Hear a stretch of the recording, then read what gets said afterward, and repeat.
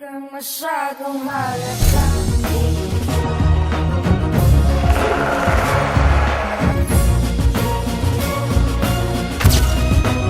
Dahil sa dulo, bawal ang kakamot-kamot sa katanungan. Harap-harap ang iaabot, dapat tama. Ay, ano to? Bakit yung pangalan ng kandidato? Anak, kasi wala tayong makakain eh. Mapuputulan na tayo ng kuryente. Pero nai naman, dahil lang sa halaga na to, mag-uumpisa na ako sa trabaho, oh. Hindi ba makakapag-antay? Hindi ba makakagawa ng paraan? Maghapong kain na lang natin to. 6 na taon yung isusugal nyo. Kakasigawan yata kayo dyan. Nay, baka gusto rin ang kumari mo. Putang ina mo, lumaisles ka dito, ah. Anak, sana maintindihan mo naman ako. Napakahirap. Nagsisimula ka pa lang, oh. Magugutom tayong parehas. Ala na, napasubo na ako. Napasubo, Nay? Seryoso ka? Okay ka lang? Nagrereklamo ka tungkol sa korupsyon na nangyayari sa bansa natin. Galit na galit ka pa sa korupsyon na nangyayari sa bansa natin, pero Nay, isa ka rin sa bumoboto sa mali. Anak, sana maintindihan mo ako. Nahihirapan din ako, baka akala mo. Mas mahihirapan tayo, Nay, kung hindi ka nag-iisip ng tama. Mas mahihirapan tayo kung nagpapabayad ka para lang mabili yung boto mo. Ayaw mo masabihan ng masasamang salita? Ayaw mong pinapasama ang loob mo. Pero Nay, sa ginagawa mo, nilalagay mo yung sitwasyon mo para makatanggap ka ng masasakit na salita tulad ng salitang isa kang bobong botante. Ang sakit marinig sa sariling anak na para bang wala akong prinsipyo. Na parang isang sobre lang katumbas ng pagkatao ko. Pero sabihin nyo nga sa akin, nasaan ka nung mga gabing mag-isa ko nakaupo ako sa mesa at nagbibilang ng barya? Para lang malaman kung may makakain tayo bukas. Nasaan ka nung hindi ako makatulog kaiisip kung saan kukuha ng pambayad ng kuryente? Nasaan ka nung halos maiyak ako? Kasi wala na ako maihain sa hapag. Madaling magsalita tungkol sa prinsipyo dahil hindi ikaw ang nagugutom. Madaling magsalita tungkol sa tama at mali kapag hindi ikaw ang nanay na natatakot na baka bukas wala na ako maipakain sa kanya. Akala mo ba hindi ko alam kung ano to? Alam kong hindi ito tulong. Alam kong hindi ito awa. Bayad to. Bayad to sa boto ko. Bayad to sa katahimikan ko. Pero alam nyo ba ang hindi nyo naiintindihan? Kapag tinatawag kami mga bobong butante o bayarang butante, hindi nyo nakikita ang gabi-gabing takot ng mga pamilyang walang kasiguraduhan kung may makakain pa bukas. Hindi nyo nakikita kung gaano kabigat ang maging mahirap sa bansang to. Madaling husgahan ng mahirap. Madaling sabihin, huwag mo ibenta ang boto mo. Pero sabihin nyo nga sa akin, anong gagawin ng isang nanay kapag ang konsensya niya ang isang kamay at ang gutom ng pamilya niya ay sa kabila? Hindi kami pinanganak na gustong ibenta ang boto namin. Hindi namin pangarap maging bayaran. Pero sa bansang to, pag wala kang trabaho, kapag wala kang maasahan, kapag gutom na ang pamilya mo, ginagawa kang desperado. Hindi ako proud sa ginawa ko. Hindi rin ako halimaw. Nanay lang ako. At sa bansang to, ang konsensya na mahirap ang lagi natatalo ng gutom. Nay, hindi kita kinakalaban. Ang kinakalaban ko, ang sistemang paulit-ulit tayong ginagamit, pinagsasamantalahan at niloloko. Ikaw na mismo nagsabi na galit ka sa korupsyon. Ikaw mismo ang nagrereklamo sa tuwing walang pagbabago sa bansa natin. Pero ngayon, tatanggap tayo ng pera mula rin sa mga taong yon? Dahil lang dito sa sobre? Dahil lang sa 1,000? Ano ba kung ano ang kapalit nito? Hindi lang ito pambayad ng kuryente. Hindi lang ito pagkain. 6 na taon. 6 na taon na pinipilit tayo maging biktima ng sistema. 6 na taon na maling leader. 6 na taon na pangakong paulit-ulit. 6 na taon na pare-parehong problema. Alam niyo ba kung ano yung pinaka-nakakatakot? Hindi yung halaga. Hindi yung laman ng sobre. Ang nakakatakot kung gaano tayo kadali mabili. Isang sobre lang.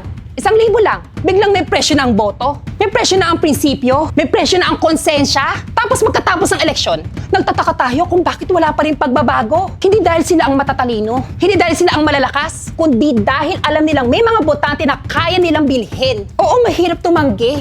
Oo, gutom ang kalaban. Pero kung bawat eleksyon pumapayag tayong mabili, paano tayo makakaahon? Pero kung galit tayo sa korupsyon pero tinanggap natin ang bayan, paano tayo lalaban? Kung sawa na tayo sa sistema pero pumayag tayong mabili, paano magbabago ang bansa? Hindi ako galit sa mga mahihirap na tumatanggap ng pera. Galit ako sa sistemang ginawang negosyo ang demokrasya. At hanggat may mga kandidatong bumibili at may mga botanteng pumapayag na mabili, hindi eleksyon ang tawag sa bansang to. Transaksyon! Transaksyon ang tawag sa bansang to. Isang sobre kapalit ng isang boto. Binili nila ang ating kinabukasan. At kung papayag tayo sa ganito, wala na tayong karapatang magreklamo. Wala na tayong karapatang mangarap. At wala nang pag-asa para sa pagbabago. Hindi Wala kang kadala-dala. Alam mo na may bahid ng pangungurakot, iboboto mo pa, ha? O bakit ganun ka rin naman Nabudol rin kayo, di ba? Ngayon yung ipoboto ko, sigurado kong hindi mangungurakot yun at walang record ng pangungurakot yun. Naiintindihan nyo ba? Bobo kasi kayo. Bobo kayong lahat. Tama! Tsaka tanga naman talaga yan eh. Alam nyo, hindi ko nga alam kung bakit pinili kong makisama dyan. Binoto ko yung gusto niya para hindi kami mag-away. Kasi lahat, kaaway niya pag hindi niya kaparalin yung gusto niya. Natural yun. Kung ipaglalaban mo isang kandidato na alam mong may record na sa pangungurakot, bakit iboboto nyo pa ang tatangan nyo? Tsaka ano, nabuhay ka lang naman sa pagre-research, di ba? So paano ka nakakasiguro na 100%? Paano kapag nakaupo na? O ano, nabudol lang nga kamo ko nung nakaraan eh. Kasi ganyan din yung pakiramdam ko nung nararamdaman mo. Kaya nga kumising ka na. Kasi kising na kami lahat eh. Kising na lahat ng tao. Huwag niyo sayangin yung boto niyo. Ngayon kung nabudol na kayo noon, huwag na kayo magpabudol pa ulit. Kasi kung magkataon na magpapabudol pa kayo ulit ngayon, eh hindi na yata election ang problema. Yung mga utak niyo na kasi mga bobo kayo. O baka sadyang inborn talaga. Wow! Ang perfect mo naman putang ina ka! Utang ina mo rin para quit. Talagang kailangan pang maghusgahan at magbitiwan ng masasakit na salita? Baka pwedeng tumigil na kayo.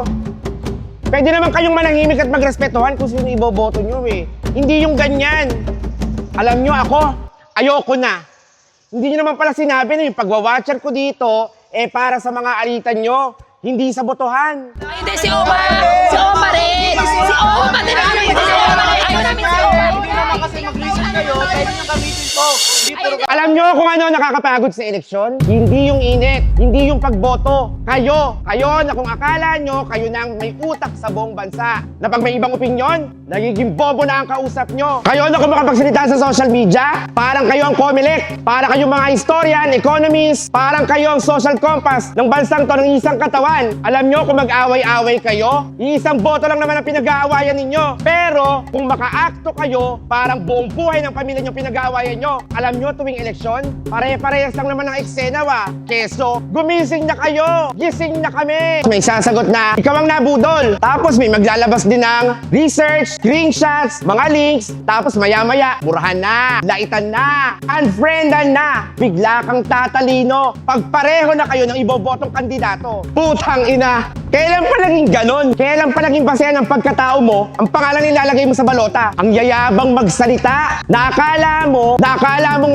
100% sure, sigurado sa mangyayari. Hindi magnanakaw yan. Malinis yan. Nakakasigurado ako dyan. Sigurado? Paano kayo nakakasigurado? Hawak kayong future? Hindi ba ganito rin yung nangyari dati? May naniwala, may umasa, nung pumalpak, biglang tumahimik. Yung mga pinakamaingay noon, sila rin yung mga unang nawala. Pero walang umaming nagkamali. Ang lakas ng loob yung tawaging bobo ang isa't isa ngayon. Alam nyo, nakakatawa kayo. Hindi dahil nakakatawa ang eleksyon, kundi dahil mas matindi pa ang away nyo kaysa sa pakialam sa inyo ng mga politiko. Habang kayo dito, nagkakawatak-watak, nagsisiraan, naglalaitan. Eh sila, ayun, nandun, magkakatabi, nagtatawanan, nagkakamayan. Kayo ang naglalaban-laban, hindi sila. Kaya ako, ayoko na. Hindi dahil wala akong pakialam, kundi dahil sawa na akong makita na tuwing eleksyon, pare-pareho na lang ang nangyayari. Parehong away, parehong yabang, parehong sigawan na, gising na kayo! Pero pagtapos na ng eleksyon, pareho pa rin ang reklamo. Parehong galit, pareho pa rin ang tanong na, bakit ganito pa rin ang bansa?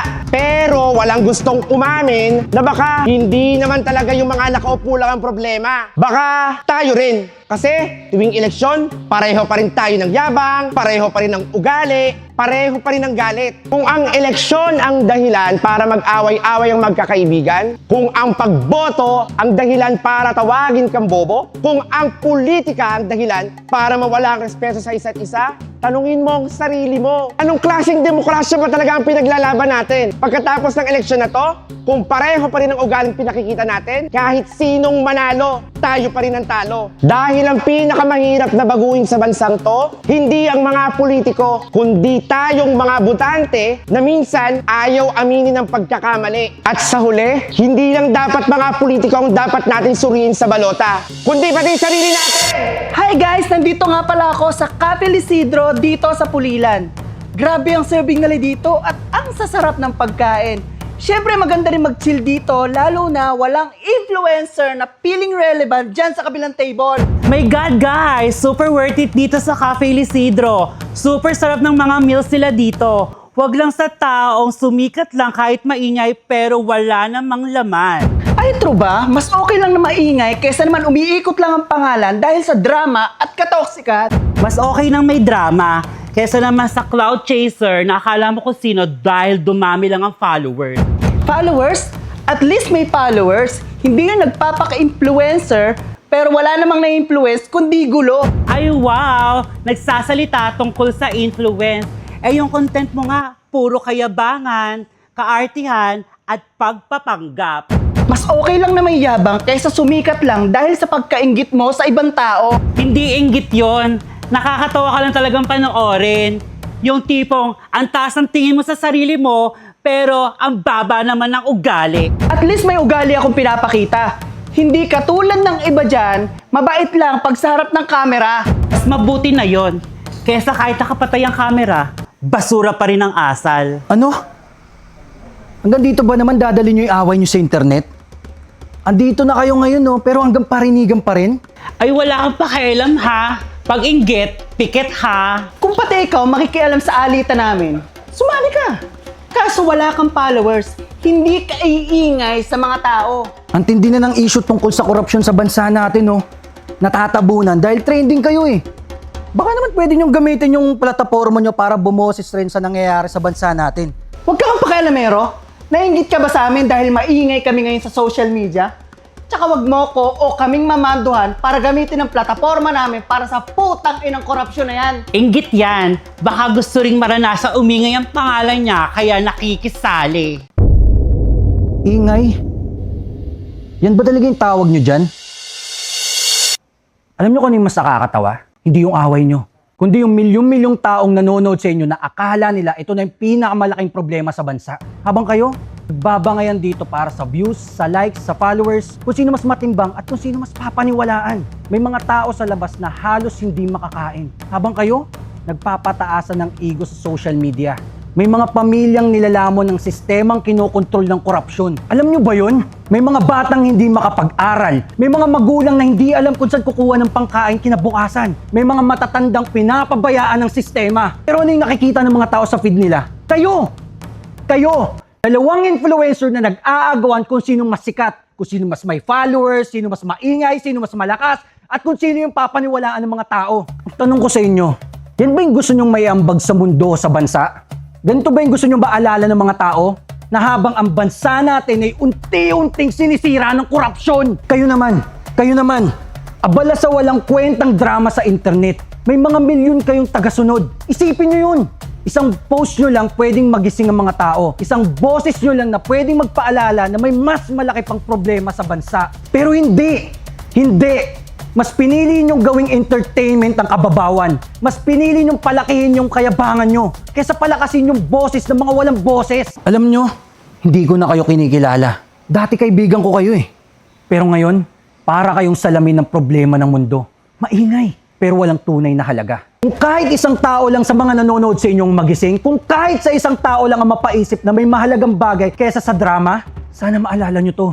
Ang likes, nauubos. Ang trending, lumilipas. Pero ang katotohanan at ang tama, hindi kailanman dapat tinatabunan. Alam nyo ba kung bakit lalong lumalakas ang korupsyon sa bansa? Dahil habang nilulubog tayo ng mga walang iyang nasa kapangyarihan, ang mga taong may malalakas ang boses ay abala sa walang kwentang ingay! Magandang araw sa inyo lahat. Nandito ngayon tayo sa subdivision kung saan makikita natin ang tensyon sa pagitan ng ilang mga residente na magkakaiba ang sinusuporta ang kandidato. Makikita nyo sa likod ko na talaga nagbabalik. Bumoto kayo ng tama! Huwag na kayo magpapanila sa mga matatamis sa salita! Bakit tayo nyo ibalita ito? Bakit nyo pinabalita ito? Buksan nyo yan, wag nyong patayin para marinig naman yung boses namin! Kaya nga, ganyan yung mga yan eh. Ba't kayo ganyan? Hindi kayo nagiging patas magbalita. Madalas puro putol-putol ang binabalita ninyo. Ano to? Ha? Ano, puro ganito na lang ang sistema ninyo? Ha? Kapag walang kakwenta-kwentang topic, nagagawa niyong ibalita. Pero itong mga hinanaing namin, hindi nyo man lang maibalita. Matalino kayo sa pagboto! Bumoto kayo ng tama! Gusto ko lang sabihin to at marinig ng buong bansa. Lalo na sa mga kaibigan ko, hindi ko kapareho ng iboboto. Hindi naman tayo magkakaaway dahil magkakaiba tayo ng iboboto eh. Nagiging magkaaway tayo kung mas pipiliin natin manalo sa argumento kaysa panatiliin ng respeto. Pwede tayong magtalo, pwede tayong mag-init, pwede tayong magkaiba ng kulay ng sinusuportahang politiko. Pero sana, wag natin kalimutan kung sino talaga ang tunay natin dapat kalabanin. Hindi kapwa Pilipino ang problema. Hindi ang paniniwala ng isa't isa. Ang problema ay pag hinayaan nating masira ang respeto, masira ang pagkakaibigan, masira ang isa't isa nang dahil sa politika. Bago man tayo maging pula, rosas, berde o dilaw, tayo muna yung Pilipino. Iba't ibang kandidato man ang sinusuportahan natin, iisang bansa lang ang gusto nating maayos. Hindi kita pipilitin. Hindi mo rin ako pipilitin. Hindi ko kayo pipilitin. At habang may pagkakataon ako para pumili, habang may boses ako para may parinig, boboto pa rin ako. Hindi para talunin ka. Hindi para talunin kayo. Hindi para ipaglaban ang Pilipinas. At dito natin masusulyapan ang tunay na hinaharap ng ating bansa. Bawat boto, bawat desisyon ay hindi lamang sumasalamin sa politiko, kundi sa atin mismo. Sa atin mismo na gumagawa ng kapalaran ng ating bansa. Sa bansang puno ng pangako at pagkabigo, isa lang ang may tunay na kapangyarihan. Yun, ang boto ng mga taong handang pumili ng tama. Dahil sa dulo